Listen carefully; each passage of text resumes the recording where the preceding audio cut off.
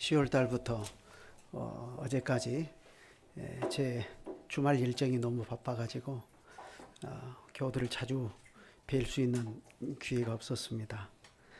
또 이렇게 뵙게 되니까 무척 반갑습니다. 오늘 말씀은 바리새인들이 그동안 유대 사회에서 지켜오던 장로들의 전통을 지키려고 정작 하나님의 계명을 버린 것에 대한 주님의 준엄한 책망이 담겨 있는 말씀입니다.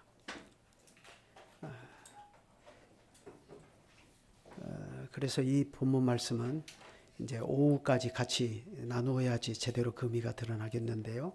할 수만 있으면 오후 예배 때도 여러분들이 다 참석하셔서 말씀을 같이 들으셨으면 좋겠다 하는 그런 생각입니다. 우리는 사람인 까닭에 누구나 자기가 정한 삶의 방식이라는 것이 다 있습니다. 기준도 있고요.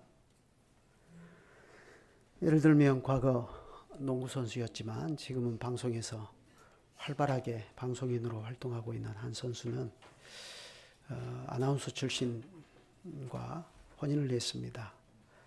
그런데 3년 만에 이혼을 했다고 그래요. 이유가 뭐냐 하니까 이 친구는 운동선수라서 굉장히 매사가 깔끔해요. 집안에 머리카락 하나 돌아다니는 것도 용납을 못하는 깔끔한 성격인데 의외로 이 부인 되시는 분은 그렇지 못하다고 그래요. 정리정돈이 안 된다고 그래요. 그래서 둘이 어떻게 살다가 3년 만에 결국 성격 차이로 이혼했다는 것입니다. 우리는 그런 일을 얼마든지 교회 안에서도 경험하게 됩니다. 어떤 분은 제각 제 시간에 맞춰서 성경 보고 기도하는 습관이 있고 또 어떤 분은 그 점에서 느슨하신 분들도 계셔요. 그런데 그런 작은 차이가 교회 안에서 보이지 않게 교우들의 관계에 서서히 장벽을 만드는 그런 일들이 있습니다. 제 시간에 성경 보고 제 시간에 기도하는 습관을 가진 사람은 자기도 모르는 사이에 은연중에 그러지 못한 사람을 평가를 합니다. 이게 다 자기 나름의 경건의 기준을 가지고 다른 사람을 평가하고 또 교회를 평가해서 생기는 문제인데 그러다 보니까 교회에서 엄격한 경건의 기준은 강화될지 모르지만 정작 교회가 하나님의 거룩한 사랑은 차갑게 식어버리는 오류에 빠지게 되는 것입니다. 바로 그런 점을 우리가 염두에 두고 지금 본문에서 예수님과 바리새인들 사이에 오가고 있는 이 논쟁을 살펴볼 필요가 있습니다. 우선 본문은 이렇게 시작합니다. 바리새인들과 또 서기관 중 몇이 예루살렘에서 내려왔다. 이건 예루살렘에 있는 유대인 공회에서 이 사람들을 파송한 것을 이야기합니다. 예루살렘에서 대표자를 파송해서 예수님의 동향을 예의주시하도록 한 거죠. 그래서 보고하도록 한 겁니다. 우리가 예수라는 저 인물을 어떻게 평가하고 판단해야 되는지, 저 사람이 과연 우리와 합을 맞출 수 있는 사람인지 아니면 우리 사회에 위해를 가할 수 있는 사람인지 평가해 보겠다는 거예요. 그래서 그들은 예루살렘에서부터 와서 매의 눈으로 예수님의 일거수일투족을 관찰합니다. 그러다가 그들의 눈에 딱 걸린 것이 하나가 있었습니다. 2절이죠. 그의 제자 중 몇 사람이 부정한 손, 곧 씻지 아니한 손으로 떡 먹는 것을 보았더라. 제자들이 그 중에 몇 사람이 씻지 않은 손으로 떡을 먹는 것을 보았다고 그래요. 그러면 여기서 씻지 않은 손이 뭐겠어요? 이건 위생상 더러운 손으로 먹었다는 뜻이 아니라 종교적으로 부정한 손으로 먹었다는 것입니다. 그러면 왜 이게 문제가 되죠? 그 이유를 당시 사람들이 부지런히 지키고 살았던 장로들의 전통과 관련해서 얘기합니다. 3절에 그 배경이 설명되어 있죠. 3절 이하에 바리새인들과 모든 유대인들은 장로들의 전통을 지키어 손을 잘 씻지 않고서는 음식을 먹지 아니하며 또 시장에서 돌아와서도 물을 뿌리지 않고서는 먹지 아니하며 그 외에도 여러 가지를 지켜오는 것이 있으니 잔과 주발과 놋 그릇을 씻음이로라. 쉽게 말하면 컵이라든지 밥그릇, 뭐 국그릇 이런 것을 부지런히 씻고 먹었다는 거죠. 그러면 이 사람들이 그렇게 한 이유가 청결 때문에 그렇게 한 겁니까? 아닙니다. 종교적인 이유로 그렇게 했다는 겁니다. 소위 말해서 장로들의 전통이라고 하는 것, 그게 종교적인 것들인데 그들은 이 장로들의 전통이라고 하는 것을 따라서 손을 씻지 않고서는 음식을 먹지 않았어요. 반드시 손을 씻고 음식을 먹었는데, 그런데요, 그들이 음식 먹기 전에 씻었다는 그 손 씻는 방법이 특이합니다. 우리는 손을 씻을 때 어떻게 씻죠? 집에 수돗물을 콸콸 틀어놓고 비누를 묻혀가지고 부지런히 30초 동안은 이렇게 잘 씻잖아요. 근데 이스라엘은 여러분이 아시는 대로 중동 국가고 그렇지 않습니까? 물이 귀한 나라예요. 그러니까 손끝에 물을 탁 먼저 이렇게 팔을 걷어붙입니다. 그렇게 하고 손끝에 물을 탁 찍어서 거꾸로 듭니다. 그러면 어떻게 되죠? 여기에 묻힌 물이 살짝 묻은 물이 쓱 흘러내리는 거죠. 그러면서 그들은 그걸 어떻게 이해하는 거죠? 이 물이 흘러내리면서 손에 묻은 부정을 씻어낸다고 생각하는 거죠. 그런 식으로 손을 씻었어요. 그렇게 하고서 그런 퍼포먼스를 하고서 음식을 먹은 겁니다. 탁 찍어서 쫙 하고 그 다음에 이제 음식을 들고 먹는 거죠. 그런데 제자들이 그렇게 안 했다는 거죠. 지금 우리들의 관점에서 보면 웃음이 나올 수밖에 없는 일이죠. 근데 그때는 그게 심각한 일이었어요. 그 사회가요, 오랜 세월 동안 그렇게 굳어져 있으니까요. 그걸 정당하게 생각하고 당연하게 생각하는 거죠. 그리고 또 그들은 시장에 돌아와서도 물을 뿌리지 않고서는 음식을 먹지 않았다 했습니다. 여러분, 시장이 어떤 것이죠? 온갖 사람들이 다 왔다 갔다 하는 것이에요. 그러니 어떤 사람에게 접촉했을 수가 또 모르잖아요. 뭐 부정한 사람들, 유대인들은 부정한 사람들이 너무 많잖아요. 뭐 유출병이 걸린 사람들, 심지어 그 달거리 하시는 분들 접촉하면 부정해지잖아요. 그렇지 않습니까?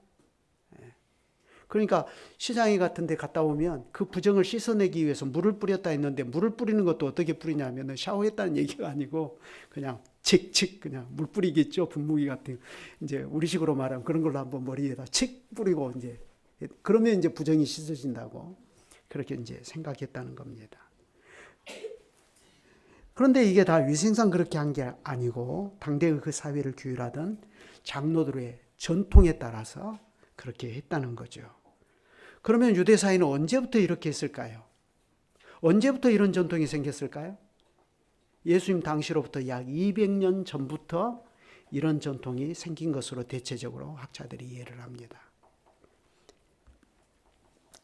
그런데요, 사실 이게 처음에는요, 하나님의 성전을 늘 출입하던 제사장들에게 요구되던 것들이었습니다.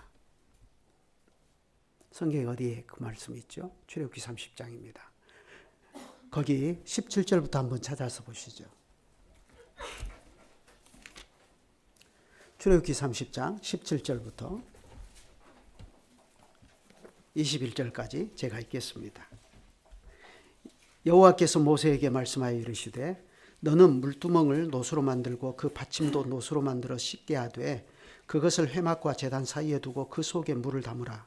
아론과 그의 아들들이 그 두멍에서 수족을 씻되, 그러니까 손과 발을 씻되 그들이 회막에 들어갈 때에 물로 씻어 죽기를 면할 것이요 제단에 가까이 가서 그 직분을 행하여 여호와 앞에 화제를 살을 때에도 그리할지니라. 이와 같이 그들이 그 수족을 씻어 죽기를 면할지니 이는 그와 그의 자손이 대대로 영원히 지킬 규례니라.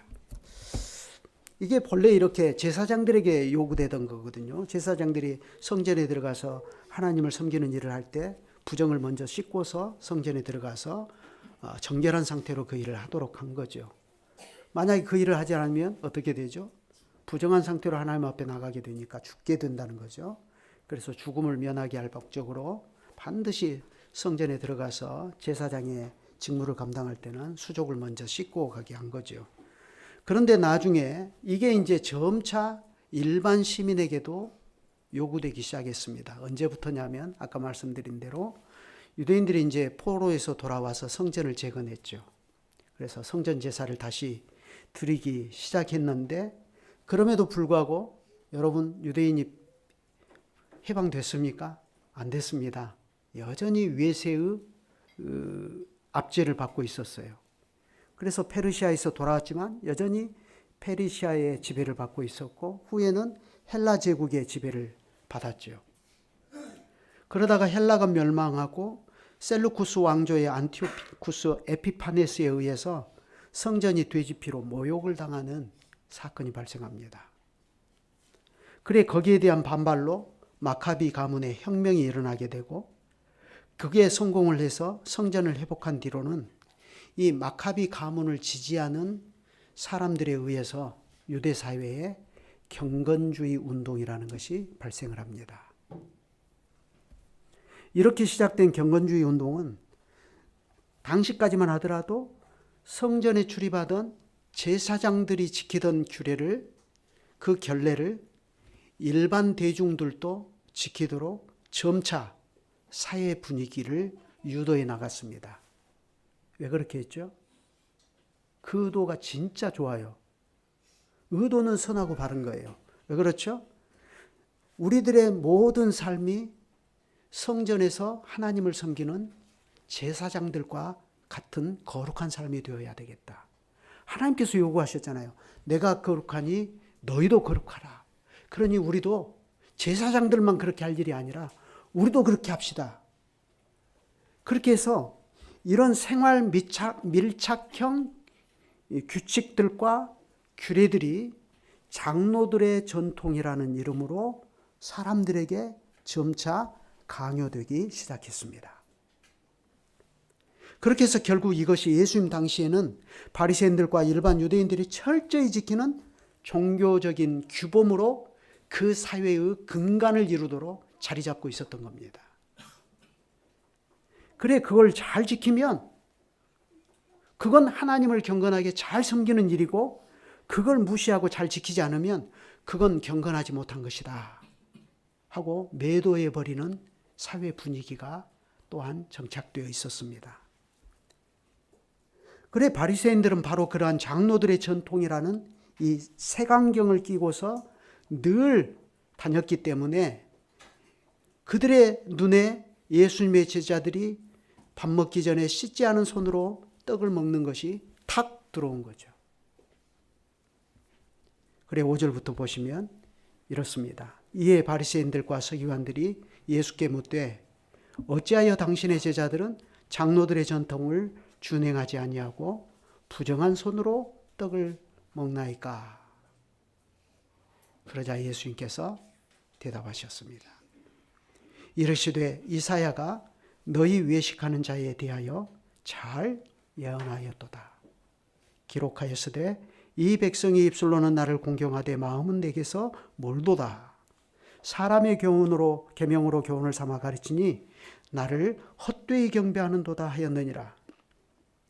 그러면서 8절에 결정적으로 이 말씀을 하십니다. 너희가 하나님의 계명은 버리고 사람의 전통을 지키느니라. 또 이르시되 너희가 너희 전통을 지키려고 하나님의 계명을 잘 저버리는도다. 그러니까 이것은 예수님의 단식이죠. 주님께서는 바리새인들이 자기들 나름대로 장로들의 전통을 지키는 그러한 외적 경건에 치중한 나머지 정작 하나님의 계명은 버려버렸다며 뼈아픈 지적을 하십니다. 그러면 그들이 어떻게 사람의 계명을 지키려고 하나님의 계명을 버려버렸는지 그 중에 한 가지 예를 들어서 말씀하십니다. 10절부터죠. 모세는 내 부모를 공경하라 하고 또 아버지나 어머니를 모욕하는 자는 죽임을 당하리라 하였거늘 너희는 이르되 사람이 아버지에게나 어머니에게나 말하기를 내가 드려 유익하게 할 것이 고르반 곧 하나님께 드림이 되었다고 하기만 하면 그만이라 하고 자기 아버지나 어머니에게 다시 아무것도 하여 드리기를 허락지 아니하여 너희가 전한 전통으로 하나님의 말씀을 폐하며 또 이 같은 일을 많이 행하느니라. 예수님께서 이때 든 계명은 5계명인데 내 부모를 공경하라 하셨습니다. 그래 이것을 아주 고약한 마음으로 일부러 안 지키는 사람이 그 사회에 발생하면 어떻게 하라고 했죠? 심지어 부모를 모욕해버리는 그런 사람, 부모를 저주해버리는 그런 사람 돌로 쳐 죽이라 하셨어요. 출애굽기 21장 17절에 그 말씀이잖아요. 자기 아버지나 어머니를 저주하는 자는 반드시 죽일지니라. 여러분 이 맥락을 잘 봐야 돼요. 무조건 자기 아버지 어머니 저주한다 다 죽이라는 게 아니고 자기 아버지 어머니가 신명기 6장에 있는 대로 앉을 때든지 일어설 때든지 집 안에 있을 때든지 밖에 나갈 때든지 부지런히 하나님의 말씀으로 자기 자녀를 잘 가르쳐요. 자기 자녀를 하나님의 말씀으로 잘 가르치는데 그런 부모를 모욕해버리고 저주해버린다? 그건 하나님을 저주하는 거죠. 그러니까 돌로 쳐 죽여라. 이거죠. 그런데요, 여러분, 바리새인들은요, 이 계명을 버려버렸습니다. 여러분, 법이라는 것은 모두가 같은 법이 아니지 않습니까? 잘 아시는 대로 법에는 상위법이라는 것이 있고 하위법이 있습니다. 예를 들면 대한민국의 헌법은 가장 최상위의 법이죠. 그런데 거기에 비해서 그 밑에 있는 민법, 상법, 형법, 형사소송법, 저는 법을 전공 안 했지만 잘 모르지만 이런 것들은 하위법들이에요. 그런데요, 밑에 있는 형법이나 상법이나 민법이나 형사소송법 이런 것들이 헌법을 위배하는 것이 있으면 어떻게 되죠? 이건 법률상 하극상입니다. 그래서 그럴 때 그런 것이 발견되면 반드시 헌법 소원을 해서 그걸 바로잡죠. 하나님의 계명도 마찬가지입니다. 제5계명에서 내 부모를 공경하라 한 것은 이건 하나님 나라의 헌법이에요. 최상위법입니다. 거기에 비하면 장로들의 전통은 저 밑에 있는 하위법들입니다. 그런데 당시 바리새인들은 그러한 하위법인 장로들의 전통으로 상위법인 하나님의 계명을 버려버렸다고 예수님께서 아주 통렬하게 지적하시는 겁니다.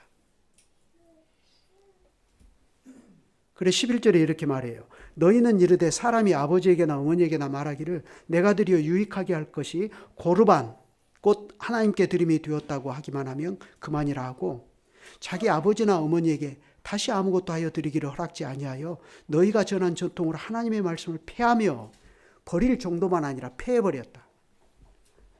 또 이 같은 일을 많이 행하느니라 이렇게 말씀하셔요. 우리 어린이들 문제 있죠? 고르반이 뭐라고요?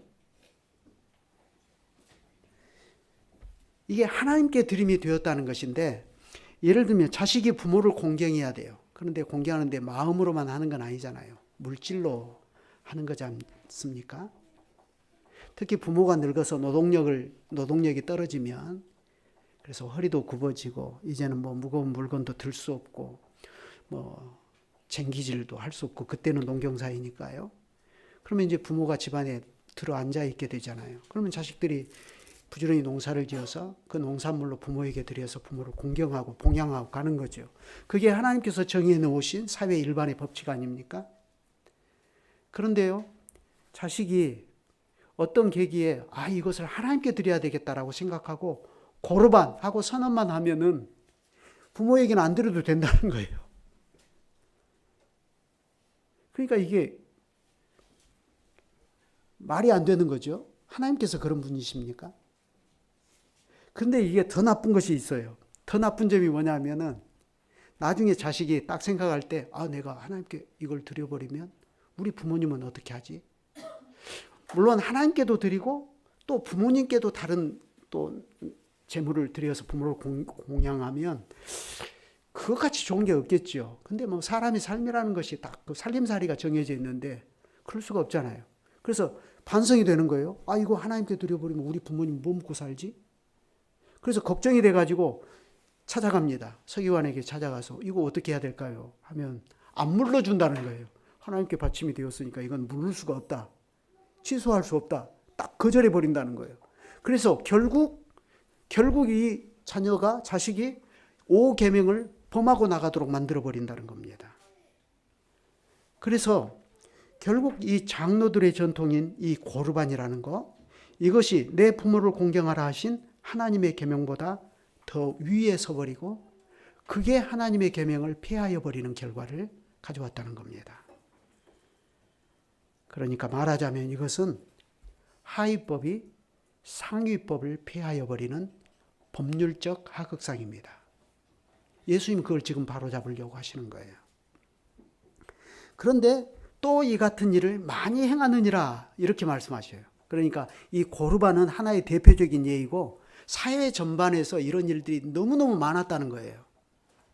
사람의 계명에 불과한 장로들의 전통이 어느 때부터는 가장 높은 모세의 자리에 앉아서 하나님의 계명까지도 다 판단하고 폐하여 버리는 그런 악순환 속에 들어가 버린 것입니다. 그러니 이렇게 장로들의 전통에 집착하느라 정작 중요한 것을 폐하여 버리는 그들을 깨우치시려고 예수님께서 이제부터 사람을 진짜로 더럽게 하는 것이 무엇인가를 가르치기 시작하십니다. 14절부터 보시죠. 무리를 다시 불러 이르시되 너희는 다 내 말을 듣고 깨달으라. 무엇이든지 밖에서 사람에게로 들어가는 것이 능히 사람을 더럽게 하지 못하되 사람 안에서 나오는 것이 사람을 더럽게 하는 것이니라 하시고 무리를 떠나 집으로 들어가시니 제자들이 그 비유를 묻자온데 예수께서 이르시되 너희도 이렇게 깨달음이 없느냐. 깨달음이 없을 수밖에 없죠. 제자들도 200년 이상 그 사회 속에 젖어 있는 사람들이니까 깨달을 수가 없는 거죠. 우리는 답을 알고 있으니까 이렇게 답답한 사람들이 있나 이런 생각이 드는데 정답이 없던 그 시대에는 제자들도 깨달음이 없을 수밖에 없죠. 그래서 말씀하셔요. 무엇이든지 밖에서 들어가는 것이 능히 사람을 더럽게 하지 못함을 알지 못하느냐. 이는 마음으로 들어가지 아니하고 배로 들어가 뒤로 나감이라. 이러므로 모든 음식물은 깨끗하다 하시니라. 또 이르시되 사람에게서 나오는 그것이 사람을 더럽게 하느니라. 속에서 곧 사람은 마음에서 나오는 것은 악한 생각, 곧 음란과 도둑질과 살인과 간음과 탐욕과 악독과 속임과 음탕과 질투와 비방과 교만과 우매함이니 이 모든 악한 것이 다 속에서 나와서 사람을 더럽게 하느니라. 생각을 해보세요. 우리가 매일 음식을 먹고 삽니다. 물론 먹으려고 하는데 썩은 것도 있죠. 그러면 버리지 안 먹잖아요. 우리는 다 깨끗한 것만 먹습니다. 그런데 이 깨끗한 음식이 우리가 설령 손을 좀 씻지 않고 먹는다고 해서 그 음식이 부정합니까? 예를 들어서 우리 어린이들이 밖에 나가서 부지런히 막 뛰어놀다가 집에 탁 엄마 배고파요 하고 뛰어 들어왔는데 어머니가 상을 차려두셨어요. 어머니는 당연히 그러죠. 얼른 가서 손 씻고 와서 먹으라. 그러는데 지금 배고파서 안 돼요. 그러고 그거 먹는다고 해서 음식이 그 아이들을 부정하게 만드는가요? 그건 그런 적이 있어요?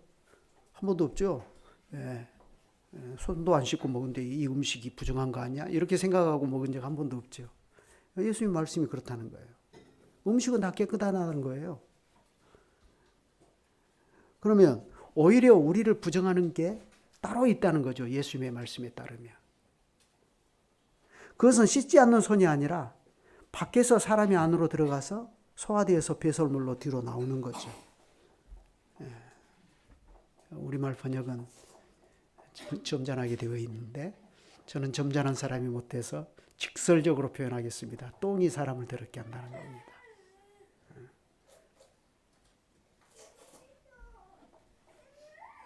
그러면 그 똥과 같은 것들, 배설물과 같은 것들, 그게 뭐라고 말씀하시죠? 그건 사람의 마음에서 나와 사람을 더럽게 하는 것. 악한 생각, 음란, 도둑질, 살인, 간음, 탐욕, 악독, 속임과 음탕한 것, 질투와 비방, 교만과 우매함 등이라고 말씀합니다. 주님께서는 이런 것들을 모든 악한 것들이라 하시고 이 모든 악한 것이 다 속에서 나와서 사람을 더럽게 하느니라 이렇게 말씀하셔요. 그러면 여러분, 지금 예수님께서 말씀하려고 하시는 이 말씀의 본의가 뭐죠? 장로들의 전통은 씻지 않은 손으로 음식을 먹는 것이 부정하다 했는데 그게 아니라는 겁니다. 진짜로 사람을 부정하게 하는 것은 따로 있다는 거죠. 그것은 그리스도의 대속이 없이는 결코 스스로는 깨끗해질 수 없는 본질적으로 악한 인간성 그 자체라는 겁니다. 악한 생각과 음란과 도둑질과 살인과 간음과 탐욕 등 이 모든 것이 그 속에 응축이 되어 있는 지극히 타락한 인간이라는 존재.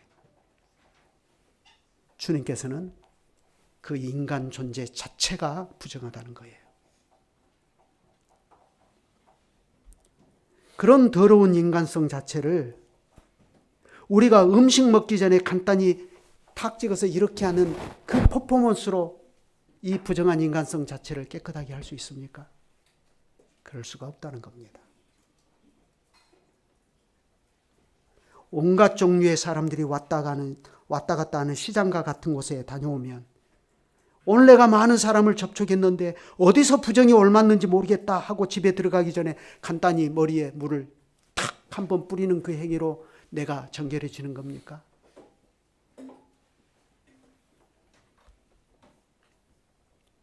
그럴 수가 없다는 겁니다. 그런데 장로들의 전통에 집착하는 이 사람들은 하나님의 계명보다 사람의 계명을 높이면서도 정작 그게 어디서 문제가 있는지를 몰라요. 이게 사람입니다. 오랜 세월 동안 그 사회에 정착된 구조 속에서, 그 시스템 속에서 살다 보니까 거기에 무슨 문제가 있는지를 몰라요. 여러분, 요즘 북한 전문가들이요, 유튜브에 보면 김정은 정권이 무너져도 북한은 민주화될 수가 없답니다. 왜요? 민주화라는 것 자체를 그 사람들 경험을 못 해봤으니까요. 조선시대가 끝나고 왕정시대에서 바로 김일성 독재체제로 가버렸잖아요. 그 민주주의가 뭔지를 모르는 거예요, 이분들은. 민주주의가 뭔지를 알아야 그걸 욕으로 할 거 아닙니까? 들고 일어나서 데모를 하든지. 이거 자체를 모른다는 거예요. 그러니 어차피 북한은 김정은 정권이 무너져도 또 다른 독재 국가가 선다는 거예요. 사람이 전통 속에 산다는 거, 그 사회의 근간이 되고 있는 시스템 속에서 묻혀서 산다는 게 그런 겁니다. 문제를 못 느끼는 거예요. 사람의 계명으로 교훈을 삼아 가르치면서도 정작 그게 하나님의 계명을 어떻게 폐하여 버리고 있는지를 못 느끼는 겁니다. 그런데 주님께서는 이런 것을 보시고, 야, 참 너희가 실수하고 있구나, 이렇게 말씀하신 게 아니고 이사야의 예언을 들어서 무섭게 말씀하십니다. 외식하는 자들아, 이 백성의 입술로는 나를 공경하되 마음은 내게서 멀도다. 쉽게 말하면 경건을 슬로건처럼 외치는 입은 살아있는데 마음은 없다는 겁니다. 그래, 여기서 정작 마음은 내게서 멀다, 이 말이 무슨 뜻이에요? 이것은 사람의 계명을 지키려고 하나님의 계명은 버려버린다는 것과 관계가 있죠. 여러분, 사람은 본래 하나님의 형상을 따라 의와 진리의 거룩함으로 지으심을 받지 않았습니까? 그건 무슨 뜻입니까? 사람의 인격, 사람의 마음은 본래 이렇게 하나님의 형상을 따라 지음을 받은 하나님의 인격, 하나님의 마음을 닮을 수밖에 없는 거예요. 여러분, 우리 자식 낳아봐서 다 알잖아요. 내가 억지로 이식하지 않았는데 어쩌면 그렇게 쏙 나를 닮았습니까? 모양만 아니라 성격까지도요. 저는요, 우리 자녀들을 볼 때 가장 화가 날 때가 뭔 줄 아세요? 내가 내 자신에 대해서 가장 싫어하는 모습이 내 아들에게서 나타날 때 확 한 방 때려버리고 싶어요. 그냥 쥐어 펴버리고 싶어요. 어째 저렇게 안 가르쳐줘도 저건 나를 닮아가지고 저러냐. 진짜 화가 나요. 오 선생님도 그러죠? 화가 나요.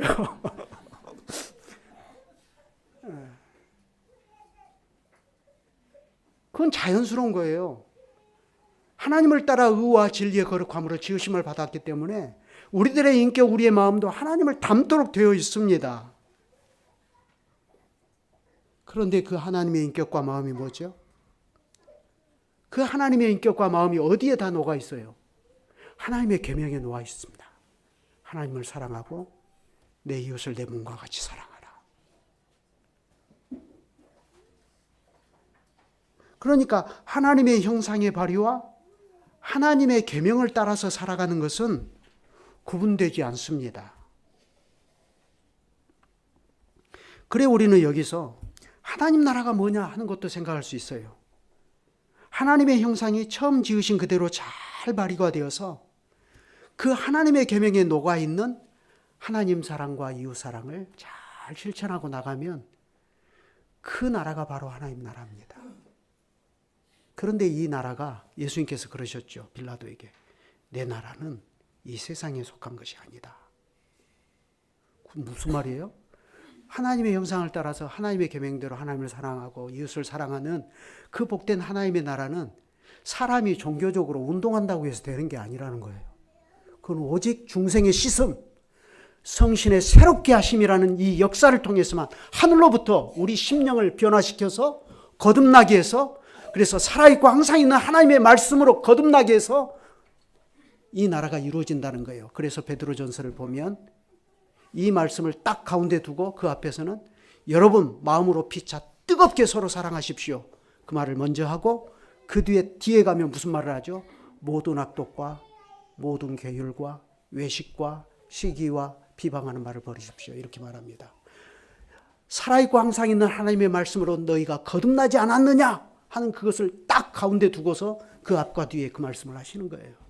하나님 나라는 세상에 속한 방식으로 되는 게 아닙니다.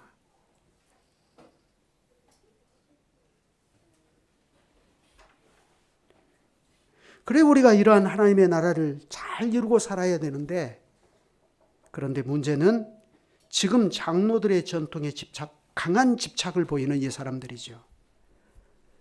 그들은 가차없이 자기들의 기준에 의해서 주님의 제자들을 불경건한 사람들로 취급해 버렸습니다. 낙인을 찍어버린 거죠.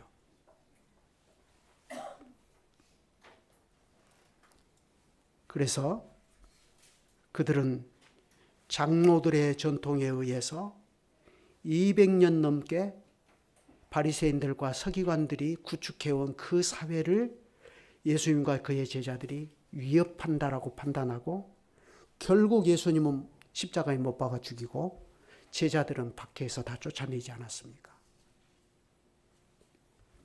그러니 누구보다 이런 것을 잘 아시는 주님께서는 너희가 사람의 계명으로 교훈을 삼아 가르치니 나를 헛되이 경배하는도다 하는 이사야의 예언을 들어서 그들을 책망하셨습니다.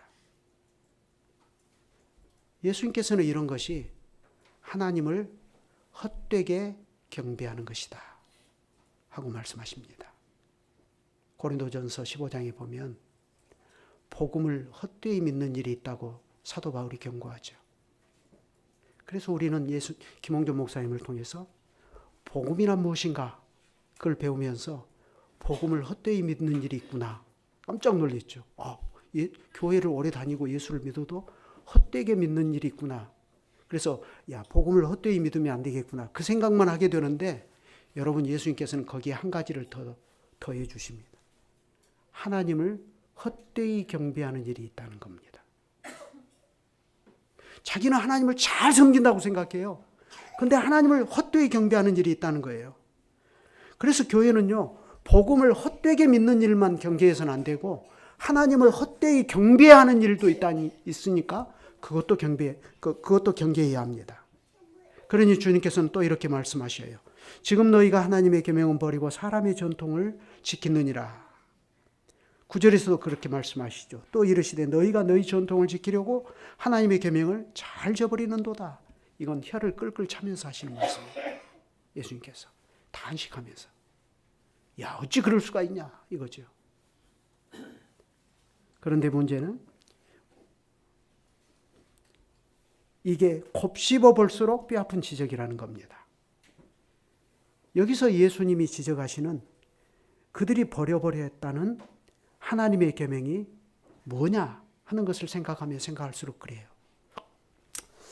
율법의 대강령이 우리는 하나님을 사랑하는 것과 또한 이웃을 자기 몸처럼 사랑하는 것이다 하는 것을 잘 알고 있습니다. 그런데요, 문제는요, 우리가 이것을 너무 교과서적으로만 생각하고 있지 않는가 하는 것입니다. 만약 우리가 이 문제를 단순히 그렇게 지식적으로만 이해하고 있으면 중요한 것을 놓쳐버려요. 그 중요한 것이 뭔지 예수님께서 이제 행동으로 보여주십니다. 예수님 이 말씀 끝에 이 논쟁이 일단락된 후에 어떻게 하시는가를 보십시오. 24절을 보세요. 거기 인상적인 말씀을 하십니다. 23절까지 읽었는데 이 말씀이 일단락된 후에 24절은 즉시 이렇게 말합니다. 예수께서 일어나사 거기를 떠나 두로 지경으로 가서 이렇게 말씀합니다. 그래서 거기서 이방 여인 수로보니게 여인을 만나시죠. 그래서 수로보니게 여인이 오늘 본문 뒤에 곧바로 뒤따르는 겁니다. 그래서 오후 강설까지 들어야 오늘 강설의 결론이 나온다고 했어요. 얼핏 보면 예수님께서 수로보니게 여인을 아주 모질게 대하신 것처럼 보여요. 그렇지만 거기에는 주님의 뜻이 있습니다. 주님께서는 사람의 계명을 지키려고 하나님의 계명을 버려버리는 바리새인들과 당대의 유대인들을 떠나서 바리새인들이 지적하는 씻지 않은 손으로 먹는 그런 정도가 아니라 그보다 훨씬 더, 예를 들어서 50배, 100배 더 부정한 사람들인 이방인들을 만나시려고 예수님은 일부러 두로와 시돈 지방을 찾아가셔요. 거기서 이 수로보니게 여인을 만나신 겁니다. 그 내용 구체적으로 이제 오후에 우리가 생각해 보겠습니다만, 그러나 중요한 것은 주님께서 이 사건을 통해서 죄인을 일부러 찾아가 만나시고 죄인의 슬픔과 고통과 그 아픔 속에 예수님께서 제 발로 찾아 들어가 주신다는 겁니다. 그러니 이 주님의 모습이 사람의 계명을 지키려고 하나님의 계명은 정작 버려버리는 이 바리새인들의 모습과 얼마나 대조가 되고 있습니까? 예수님께서는 바리새인들의 행동이 틀렸다는 것을 자신의 행동으로 보여주셔요. 돌비에 기록된 하나님의 계명은 그저 죽은 문서로 거기에 새겨져 있는 것이 아닙니다.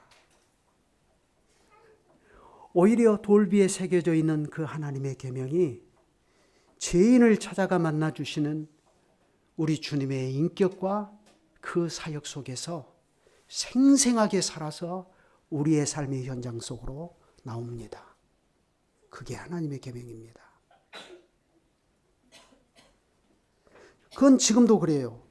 교회가 주님의 이 마음을 잃어버리지 않고 잘 붙잡고 나가는 것, 그것이 하나님의 계명을 잘 지키고 나가는 것입니다. 이것이 예수 그리스도를 살아계신 하나님의 아들이며 그리스도로 고백하는 만대의 교회가 지키고 나가야 할 하나님의 계명이에요. 우리가 어떤 경우에도 이 계명을 잃어버리지 말아야 됩니다.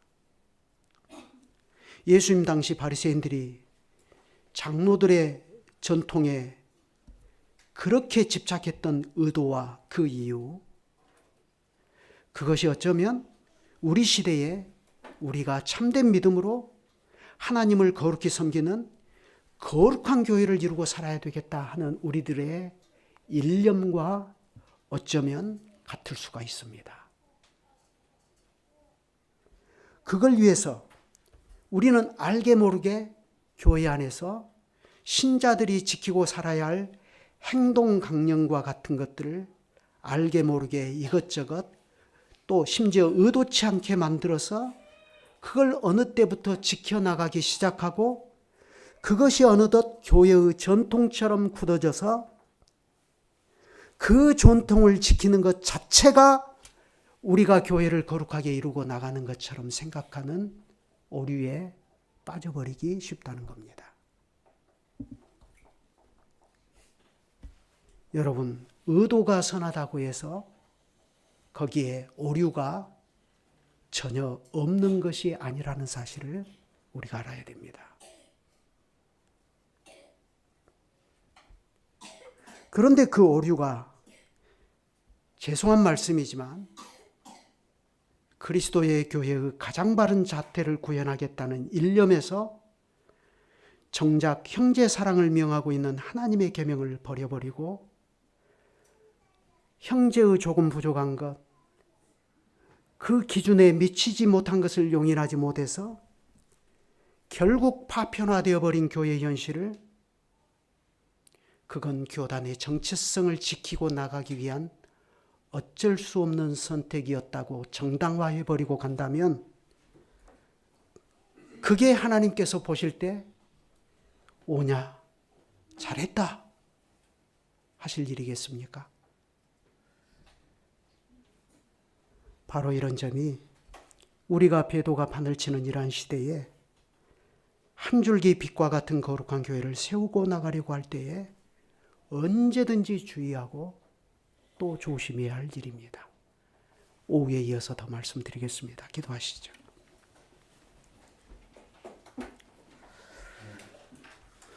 거룩하신 주님, 주님과 주님의 교회를 위한 선한 의도로 시작한 일이라도 그것이 오히려 사람의 계명을 지키려다 정작 하나님의 계명을 버리는 대로 나아가고, 그러한 일이 통렬히 주님께 책망을 받았음에도 불구하고 깨닫지 못하며 회개할 줄도 모르는 데서 사람이 본성이 부패하고 타락했다는 것을 어떻게 부인할 길이 도저히 없다는 것을 알게 됩니다. 그런데 놀랍게도 저희들이 실제로 얼마나 이러한 죄에 깊이 빠져서 행하고 있는지요. 거룩한 교회를 향한 저희들의 의도가 선할수록 저희가 의도하는 이 선한 것을 하나님의 거룩한 사랑으로 행하고 나가야 함을 더욱 깨닫습니다.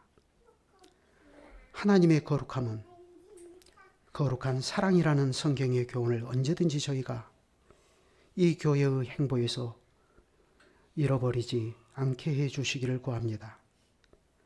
사람의 계명을 지키려고 정작 하나님의 계명은 버려버리는 무지한 인생들 앞에서 주님께서는 친히 모범을 보여주셨습니다.